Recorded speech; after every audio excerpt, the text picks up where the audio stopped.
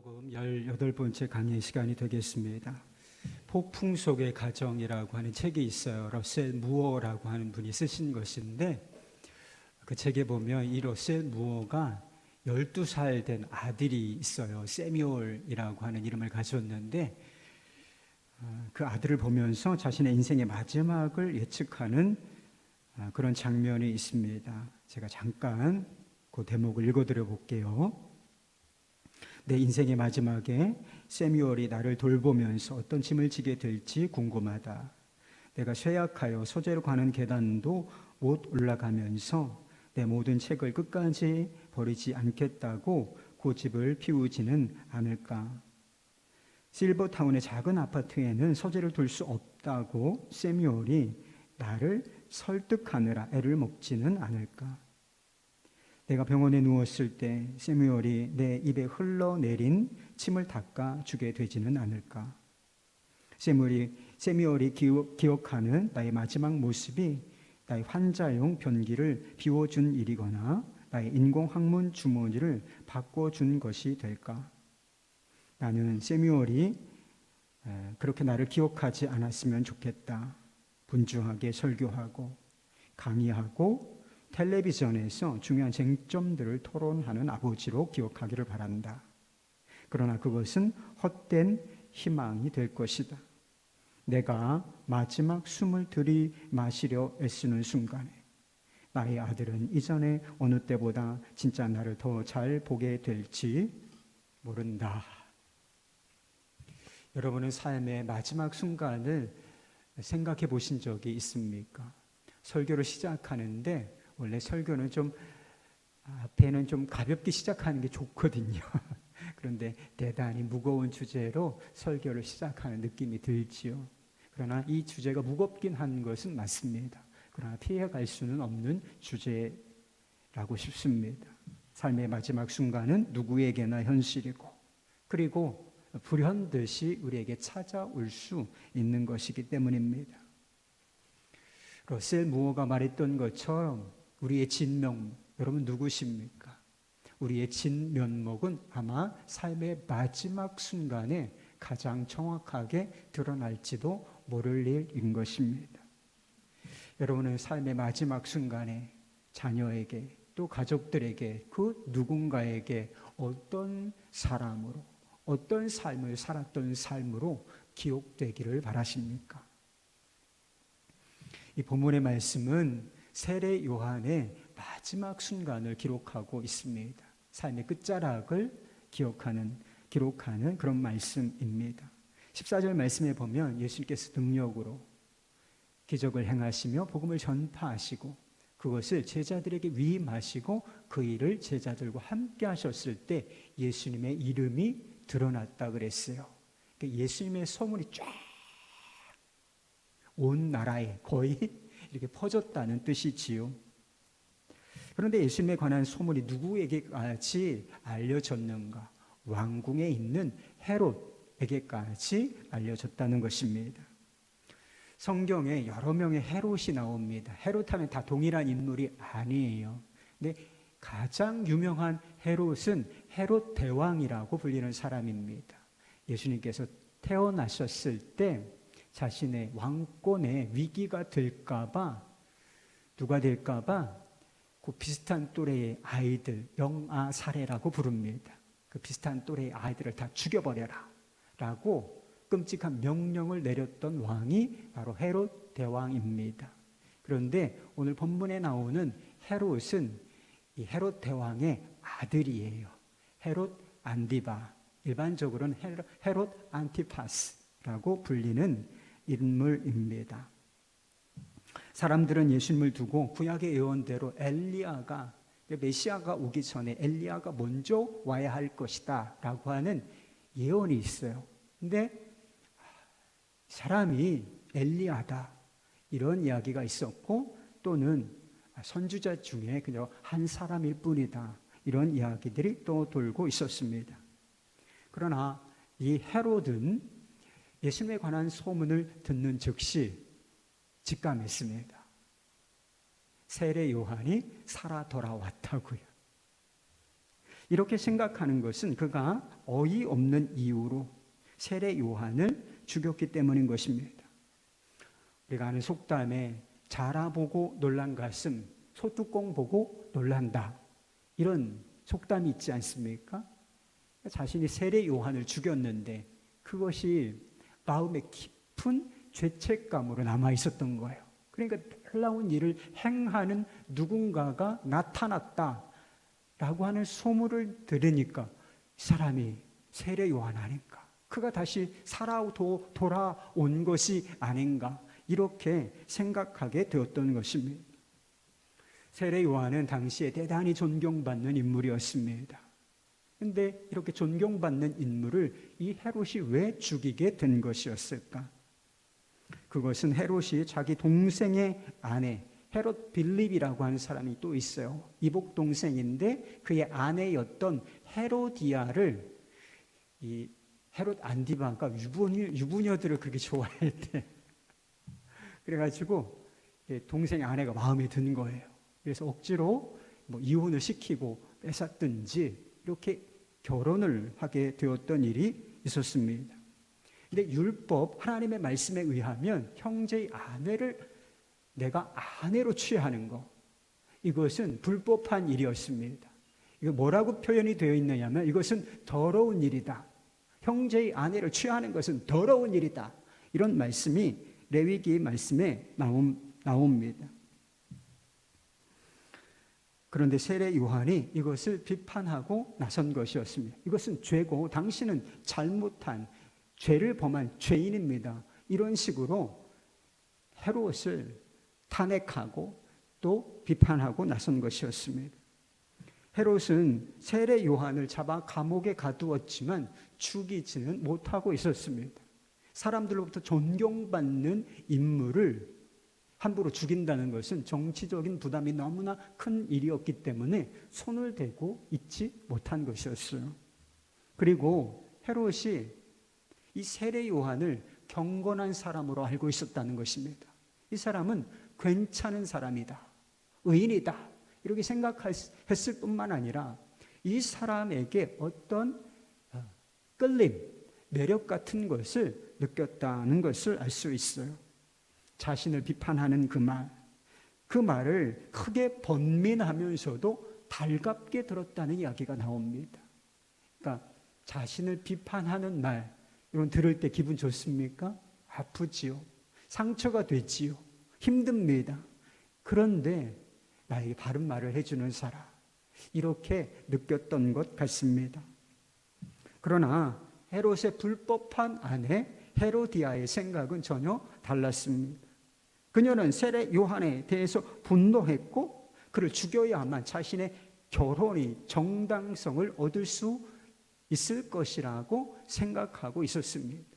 그래서 21절 말씀에 보면 어떤 말씀이 나오냐면 마침 기회가 좋은 날이 왔으니, 이런 표현이 있어요. 누구에게 좋은 기회가 온 거예요? 이 헤로디아.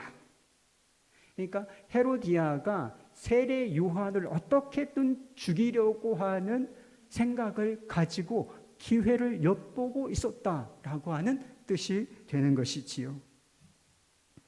헤롯이 자신의 생일에 많은 신하들, 그리고 군 지휘관들, 그리고 갈릴리 지역을 통치하고 있었는데 그 지역에 사는 귀족들, 이런 사람들을 초대해서 성대한 잔치, 생일 잔치를 벌이게 되었습니다. 그럼 잔치에 뭐가 있죠? 음식이 있죠. 그리고 술이 있습니다. 그리고 노래가 있겠죠. 그리고 하나 빠질 수 없는 것이 춤. 그래서 음주 가무라고 부르는 거예요. 세상 사람 노는 방식이 다 똑같아. 음주 가무. 이거 빼면 아무것도 없어. 그래서 이 현장에서 흥을 돋구기 위해서 춤을 췄는데 보통은 무희들이 춤을 추는 사람들이 춤을 추게 되는데 이날은 특별한 게스트가 왔어. 헤로디아의 딸이었던 이 살로메가 왕 앞에서, 많은 사람들 앞에서 춤을 추게 되었던 것입니다. 이 살로메가 한 어린 소녀죠. 한 10서너 살 이 정도 되었다고 해요. 근데 춤을 대단히 잘 추어서 사람들 기쁘게 했습니다. 헤롯 왕의 마음이 대단히 즐거웠어요. 그래서 경솔한 약속을 해버립니다. 내가 무엇을 구하든지 내가 다 허락하겠다. 나라의 절반까지라도 내가 구한다면 그것까지라도 내가 너에게 주겠노라 하는 선언을 해버리고 맙니다. 살로메는 어머니에게 가서 물어요. 제가 왕에게 무엇을 구해야 하겠습니까?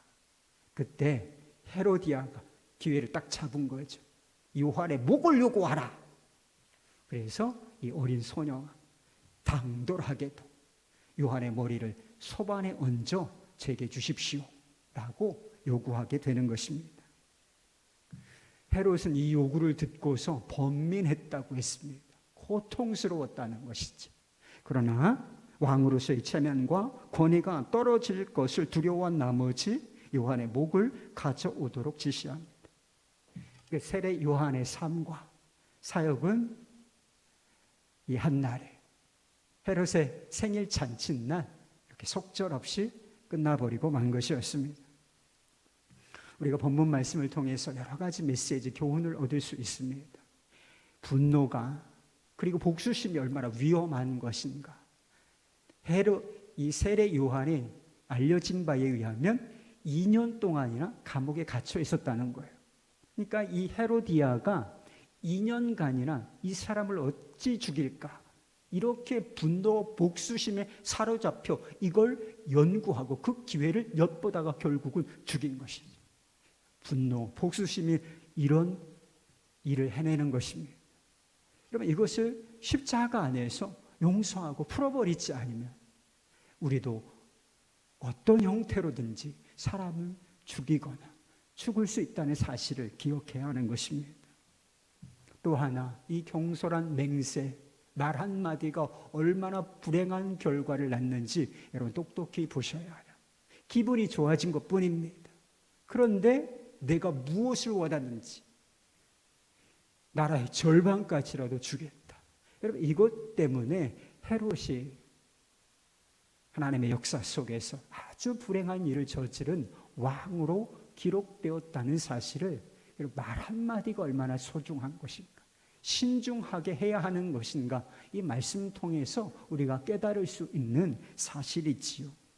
그러나 이 메시지를 통해서 얻을 수 있는, 주님께서 우리에게 주시고자 하는 핵심 메시지는 그게 아니에요. 제자로 부르심을 받은 사람들이 무엇에 목적을 두고 살 것이며, 그리고 어떻게 하나님 허락하신 삶에서 퇴장할 것인가, 이거에 대해서 가르쳐 주신다고 저는 깨달아졌습니다.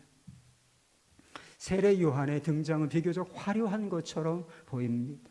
그는 강력한 메시지를 바탕으로 회개 운동을 일으켰습니다. 그리고 수많은 사람들이 그에게 몰려들었고 제자 그룹이 생겼어요. 심지어는 사람들이 이 세례 요한을 두고 어떻게 말하고 있었는가? 이 사람이 바로 하나님께서 우리 민족을 구원하시기 위하여 우리에게 보내신 메시아 그리스도다, 이런 이야기들이 떠돌 정도였습니다. 그런데 그의 퇴장은 너무나 허망한 것처럼 보입니다. 아주 젊은 나이, 그리고 갑작스럽게 사형 예고가 있었던 게 아닙니다. 그냥 생일날 기분에 의해서 그날이 처형날이 된 것이지. 그리고 그것도 타락한 잔치에서 어린 소녀의 총값으로 죽은 것이기 때문입니다. 만약에 여러분의 삶이 이와 같이 끝난다면 여러분은 어떻게 생각하시겠습니까?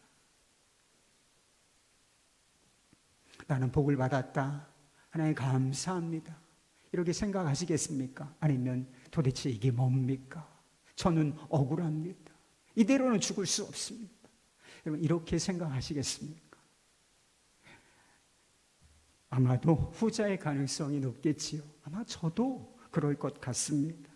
그런데 세례 요한의 죽음이 불행하고 허망하게 보이는 것은 우리가 일종의 편견을 가지고 있기 때문인 것입니다. 여러분은 복이 무엇이라고 생각하십니까? 복, 우리가 좋아하는 복, 이 복이 무엇이라고 생각하세요? 일반적으로 복은 오래 사는 것입니다. 오래 사는 복, 그리고 건강하게 사는 것, 이게 복이지요. 그리고 많은 돈을 모아 부자가 되는 것, 그리고 세상에서 유명한 사람이 되고 성공한 사람이 되는 것, 우리는 이것을 일반적으로 복이라고 부릅니다. 그리고 오복 중에 5가지 복 중에 마지막 5번째 복이 고종명이라고 하는 거예요. 이게 무슨 뜻인지 아십니까? 죽을 때 고생 안 하고 죽는 거예요. 편안하게 보기 좋게 숨을 거두는 거, 이것이 오복 중의 마지막 복, 고종명이라고 하는 복입니다. 그러나 세례 요한의 삶은 이런 식의 세상에서 말하는 복과는 상관이 없는 삶을 살았습니다. 그는 광야에서 메뚜기와 석청을 먹고 살았습니다. 변변한 집이 있었을까? 아마 그렇지 않았을 가능성이 큽니다. 영적이고 도덕적인 영향력을 가지고 있었지만 성공한 부류에 속하는가? 그렇지도 않아요. 오래 살았는가? 아니라니까요. 30세에 죽었습니다. 아주 젊은 나이, 요절이라고 부르지요. 요절한 셈인 것입니다. 편안하고 보기 좋게 죽었는가? 아니요. 타락한 잔치에서 목베임을 당하여 끔찍하게 죽고 말았습니다. 세상적인 복의 관점으로 세례 요한의 삶과 죽음은 이해 불가한 것입니다. 세례 요한이 복을 받았다, 이렇게 이야기할 수가 없다는 말입니다. 많은 무리들이 예수님께서 행하시는 기적을 보고 예수님을 따랐습니다. 병든 자가 고침을 받고, 그리고 죽은 자가 살아났잖아요. 야이로의 딸이 살아나는 것을 사람들이 봤단 말입니다. 그리고 귀신 들린 자, 군대 귀신 들렸던 자가 귀신이 떠나가고 그가 멀쩡하게 앉아있는 모습을 보고, 이런 일들이 예수 그리스도를 통하여 일어나는 일들을 보고 무리들은 예수님을 따랐습니다. 다음 주 말씀에 보면 오병이어의 기적이 일어나요. 예수님께서 그 무리들에게 말씀을 선포하시는데 사람들이 굶주려 있었던 거예요. 그런데 보리떡 5개, 물고기 2마리, 이 보잘것없는 음식을 가지고 5,000명을 먹이시는 이 사건이 일어난다는 말입니다. 여러분은 도대체 무엇 때문에 예수님을 따르십니까? 기적과 치유와 기쁨과 평안, 승리, 성공, 행복, 이것 때문에 예수님을 따르시나요? 이것이 무리들이 예수님을 환호하고 예수님을 따른 동기였다는 것입니다. 그러나 무리들의 관점으로도, 이런 기준으로도 세례 요한의 삶은 해석 불가입니다. 세례 요한의 삶과 죽음을 해석해낼 수 있는 유일한 관점이 있어요. 그것은 바로 사명인 것입니다. 무엇을 위하여 존재하는가? 이것만이 그의 삶을 해석해낼 수 있는 유일한 기준이 된다는 거죠. 다르게 말하면 편견 없는 균형 잡힌 제자도, 기쁨과 기적과 평안과 행복과 승리, 이런 것뿐만 아니라 거기에 고난과 죽음까지 포함하는 온전한 제자도, 이것만이 세례 요한의 삶을 해석해낼 수가 있는 것입니다. 세례 요한은 건강과 그리고 부자가 되는 것, 성공과 명예, 오래 사는 것, 이것을 목적으로 살았던 삶이 아니에요. 여러분, 이것을 위하여 사는 분들이 있으시지요. 부자 한번 돼봤으면 좋겠다. 내가 무엇을 목표로 하는데 그 지점에 한번 성공한 사람이라는 평가를 한번 받아봐야 되겠다. 올해 100세는 살아야지. 이런 것을 목적으로 사는 사람들이 있습니까? 그런데 세례 요한은 이것을 목적으로 살았던 사람이 아니에요. 착각하면 안 됩니다. 세례 요한은 자신이 누구인 줄 알았고, 그리고 자신이 누구를 위하여 살며, 그리고 자신이 해야 할 일이 무엇인지를 정확하게 알고 있었던 사람입니다. 마가가 복음서를 시작할 때 세례 요한에 대해서 소개한 적이 있어요. 여러분 잊어먹으셨죠? Remind. 제가 다시 불러드리겠습니다.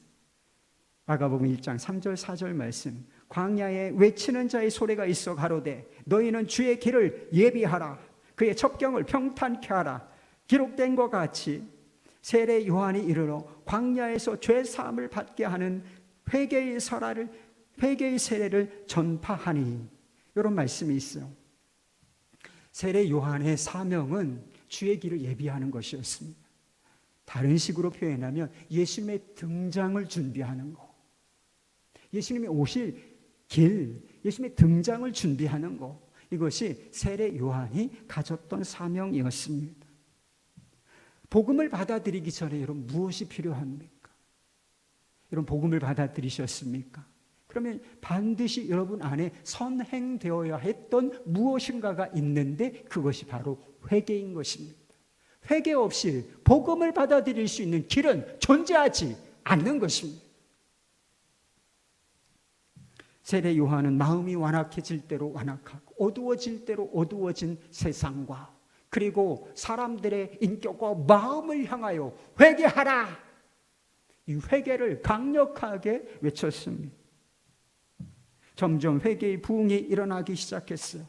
그리고 수많은 사람들이 죄사함, 자신이 죄인됨을 깨닫고 죄사함을 받기 위하여 요한에게 세례를 받으러 나왔다는 거예요.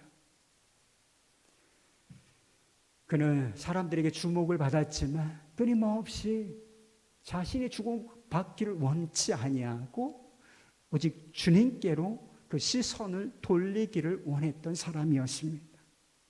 마가복음 1장 7절 8절 말씀. 그가 전파하여 이르되 나보다 능력이 많으신 이가 내 뒤에 오시나니 나는 굽혀 그의 신발끈 풀기도 감당하지 못하겠노라.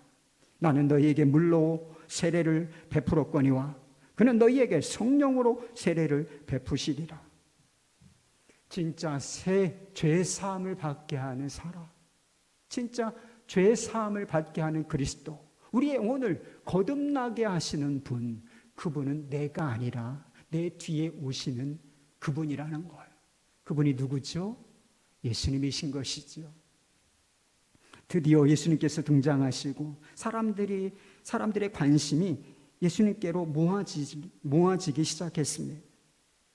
나중에 예수님의 이 세례 요한의 제자들 중에서도 예수님께 이렇게 옮겨간 사람들이 많습니다. 예수님의 제자들, 12제자는 아니지만 좀 확장된 제자 그룹에는 세례 요한의 제자들이 상당수 포함되었어요. 여러분 인간적으로는 좀 서운한 일 아니겠습니까? 나에게 내가 선포하는 메시지를 들으러 온 사람들, 거기에 반응했던 사람들, 그리고 나의 제자였던 사람들이 이제 예수님을 주목하고 그야 제자가 되기를 원한다. 인간적으로는 대단히 서운한 일일 수 있죠. 그러나 세례 요한은 이것을 당연한 일로, 자연스러운 일로 받아들였다는 것입니다. 세례 요한이 했다는 말이 있지요. 요한복음에 나타납니다. 그는 흥하여야 하겠고 나는 쇠하여야 하리라. 세례 요한도 자신의 삶이 어디쯤에서 멈출지, 퇴장하게 될지 그는 잘 알지 못했을 것입니다. 자신의 죽음을 예측할 수 있는 것, 아주 노안이 들어서 그런 경우를 빼놓고 젊은 사람이 자신의 죽음을 어느 시점에 내 삶이 끝날 것이다, 이걸 예측할 수 있는 사람은 없어요. 세례 요한도 사람이었기 때문에 이것을 예측할 수는 없었을 것이 분명합니다. 그러나 분명한 것은 예수님이 등장하신 이후로 내 사명은 여기까지다. 자신의 퇴장을 기정사실로 받아들이고 있었다는 점입니다. 세례 요한의 퇴장은 아주 갑작스럽고 그리고 대단히 이르고 그리고 비극적인 면이 있는 것이 사실이에요. 그러나 사명이라고 하는 관점으로 보면 그의 퇴장은 준비된 것이나 마찬가지였습니다. 자신의 사명을 따라서 예수님의 등장을 잘 준비해 놓고 사실은 아름답게, 좀 갑작스럽지만 아름답게 퇴장한 것이었습니다. 우리는 세례 요한의 모습 속에서 예수님의 모습을 보게 됩니다. 세례 요한이 주의 길을 예비한 것뿐만 아니라 주님을 보여주는 인물이었다는 것입니다. 예수님께서도 세례 요한처럼 사람들의 이목을 집중시키며 등장하셨고, 그리고 지금 이 말씀이 진행되는 시점까지는 대체적으로는 환대를 받고 계심을 알 수가 있습니다. 그러나 얼마 안 가서 이 예수님에게는 고난의 길이 시작되는 것입니다. 고난의 길에 들어서기 시작해서 그것이 언제쯤 끝나갑니까?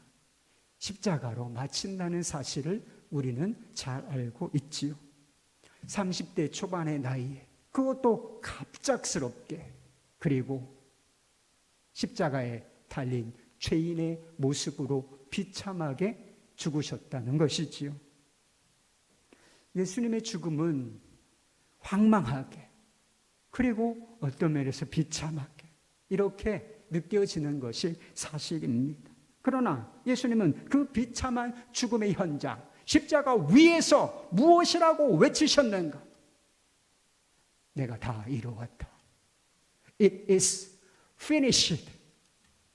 완료했다 내가. 뭐가 끝났다는 것입니까? 뭘 다 이루어냈다? 그 말씀하신 것인가요? 하나님 아버지께서 세상을 구원하시라고 주신 자기의 사명, 그것을 자신이 이 죽음으로, 자신의 삶으로, 죽음으로 완료했다, 이런 뜻이었습니다. 비참해 보이기는 하지만 세례 요한이 그랬던 것처럼 예수님께서도 자신이 할 일을 다 마치시고 사명을 완수하시며 아름답게 퇴장하신 것이었습니다. 지금 우리가 예수 그리스도 안에서 누리고 있는 좋은 것들, 은혜와 복들을 한번 생각해 보시기 바랍니다. 예수 안에서 얻는 구원, 그리고 영생, 천국과 하나님의 나라, 하나님의 자녀됨, 그리고 거룩한 삶, 이것이 예수님의 삶의 기와 상관이 있습니까? 예수님이 몇 년을 사셨는지 이것과 우리가 누리는 축복이 관계가 있나요? 아닙니다. 그분이 세상에서 무엇을 누리셨는지, 예수님께서 세상에 누리신 것과 혹은 누리지 못하신 것과 우리가 예수님 안에서 얻은 축복, 은혜, 이것이 상관이 있습니까? 없습니다. 우리가 예수 그리스도 안에서 누리는 모든 좋은 것들은 오직 그분이 우리를 위하여 하신 일, 사명, 그리고 고난, 그리고 죽음, 이런 것들과 관계가 있는 것입니다. 주님의 고난과 죽음을 통하여 역설적이게도 우리가 생명을 얻고 하나님의 자녀가 되고 거룩한 삶을 살게 되었다는 것입니다.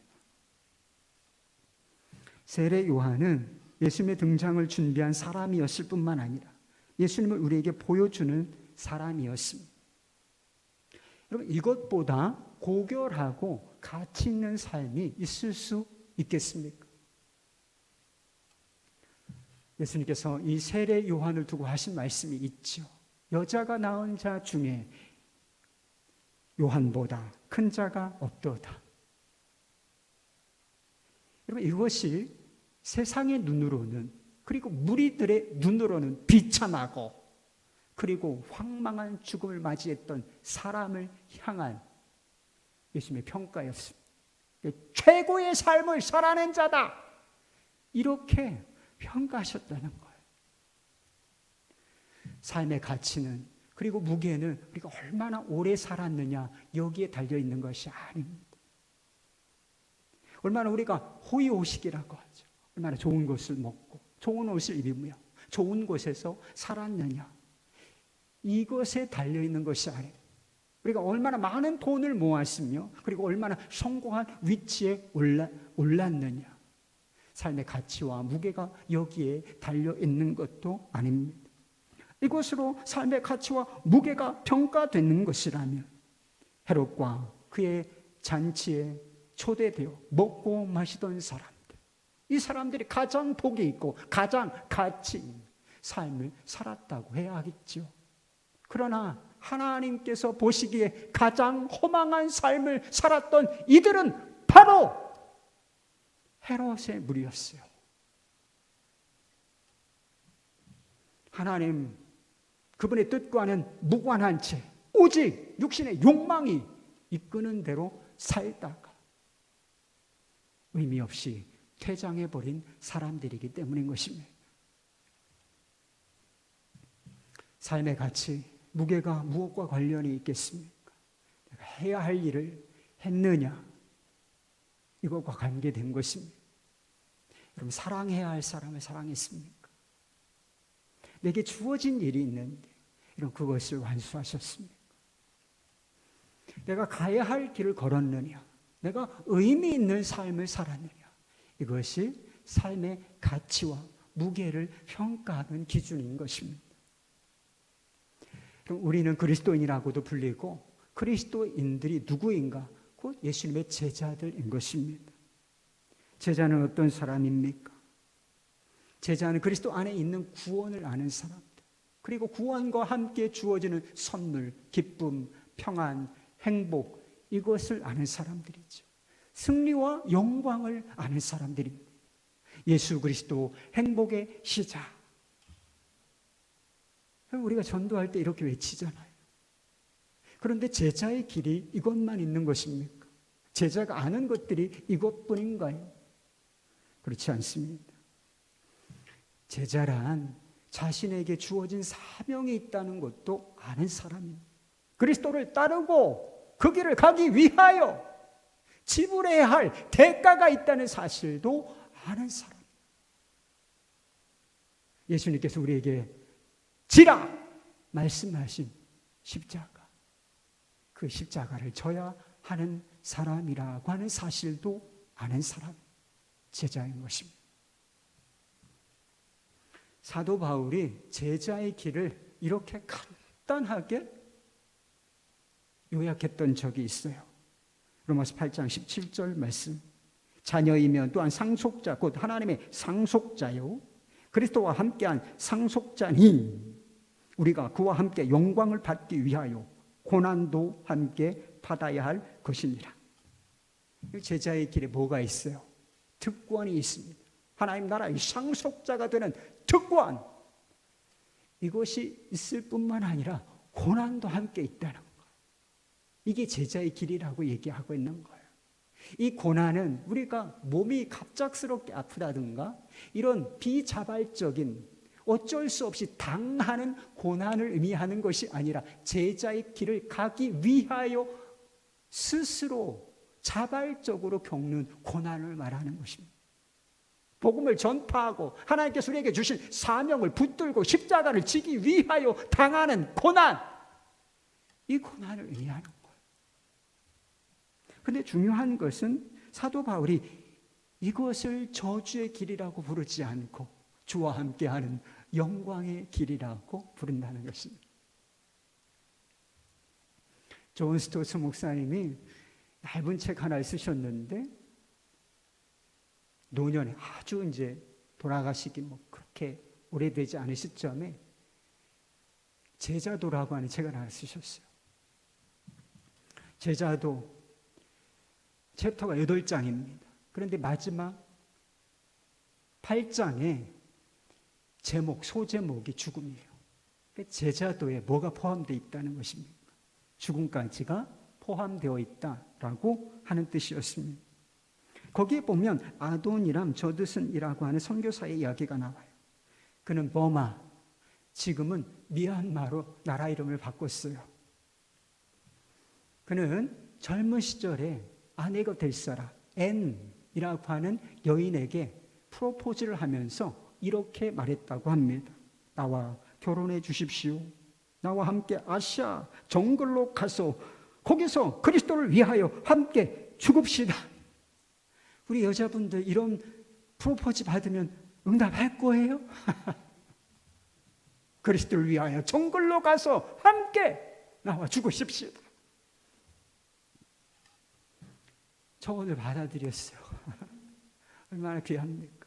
그리고 1813년에 이 부부가 수도 랑군에 도착하고 이내 현지 언어와 문화에 깊이 매료되었다고 합니다. 먼저 언어를 배워야 하잖아요. 그래서 언어를 배웠는데 6년이 지난 시점에 그 현지어로 첫 번째 설교를 할 수 있겠다, 이렇게 느껴졌다는 것입니다. 그리고 7년째 되는 그 해에 비로소 회심자, 예수님을 영접한 사람 한 사람을 얻을 수 있었다고 했습니다. 그는 성경 번역에도 노력을 기울였는데 버마어로 성경을 무려 20년 동안이나 걸려서 성경 번역을 완료했다고 했습니다. 그는 선교사로서 살면서 많은 고난을 겪었습니다. 생전에 2 아내를 잃었고 그리고 6 아이와 사별하는 고통을 겪었다는 것입니다. 자신도 여러 가지 질병에 시달렸을 뿐만 아니라 영국과 버마의 전쟁이 있었는데 그때는 간첩, 스파이로 몰려서 2년간이나 세례 요한이 2년간 갇혀 있었거든요. 그런데 이 아도니람 조드슨도 2년간이나 감옥에 갇혀 있어야 했다고 했습니다. 그는 37년 동안 이 버마에서 선교 사역을 감당했는데 그가 본지 미국에 다녀온 일은 단 한 번밖에는 없었다고 했습니다. 그러나 성경 말씀대로 그가 그 땅에서 죽고 묻힌 결과 많은 열매가 맺혀졌습니다. 선교사 부부가 도착한 1813년 그 첫 주일에 성찬을 했는데 성찬에 참여한 사람은 이 2 사람, 부부밖에는 없었다는 것입니다. 성찬에 초대하여 이 성찬을 나눌 그리스도인들, 이 영적인 가족이 아무도 없었기 때문인 것입니다. 그러나 37년 후인 1850년 그가 세상을 떠났을 때 63개의 교회가 세워졌고 그리고 그 땅에 7,000명이 넘는 그리스도인들이 생겨났다라고 하는 것입니다. 그리고 지금은 이 미얀마에 300만 명 이상 되는 그리스도인들이 있다라고 하는 것으로 추정된다는 이야기였습니다. 이 아도니람 조드슨, 부귀영화, 이것과는 거리가 먼 삶이죠. 그렇지만 이런 삶을 가치 있는 삶이라고 말해야 옳은 것이 아니겠습니까? 이 아도니람 조드슨 역시 신실하게 제자의 도리를 따르다가 아름답게 퇴장한 사람이었던 것입니다. 특별 집회 둘째 날 제가 김동호 목사님 모시고 식사 대접을 했습니다. 교회에서. 귀중한 말씀들을 많이 들었어요. 목회 대선배이시니까. 인상 깊은 한 가지 말을 들었는데 은퇴할 때를 준비해야 된다는 것입니다. 자기가 50대 초반의 나이에 목회의 정점에 올라가는 것 같은 느낌을 받았다는 거예요. 상승 기류라고 하죠. 독수리는 날개짓을 안 합니다. 퍼덕퍼덕 이런 건 안 해요. 독수리는 날개를 쫙 펴고 상승 기류를 타고 날아오르는 거예요. 아주 높이 날아오르는 것처럼 자기가 무엇인가 상승 기류를 탄 것처럼 쫙 하고 날아오르는 것 같은 느낌을 받았다는 거예요. 그런데 자신은 그때부터 은퇴를 준비했다는 것입니다. 누군가 혹은 교계의 기자가 당신이 지금 관심 있는 것이 무엇입니까? 당신이 지금 준비하고 있는 것이 무엇입니까? 라고 묻는다면 망설이지 않고 은퇴요 라고 대답을 했다는 거예요. 올라갈 때보다 내려올 때가 더 어렵고 위험한 법이라는 것이지. 그래서 더 많은 준비가 필요한데 많은 목회자들이 이때를 준비 없이 맞음으로 말미암아 당황하고 고통을 겪게 된다는 것이었습니다. 제가 50입니다. 그랬더니 당신도 지금부터 은퇴를 준비하셔야 한다. 은퇴를 준비해야 한다는 것은 연금을 들라, 보험을 들라, 집 한 채는 있어야 한다. 이런 이야기는 아니었습니다. 목회자로서, 목사로서 은퇴할 준비를 해야 한다. 다음 리더십을 생각해야 한다. 이런 식의 이야기였던 것입니다. 여러분도 은퇴가 얼마 남으셨습니까? 5년, 10년, 20년, 30년 남았나요?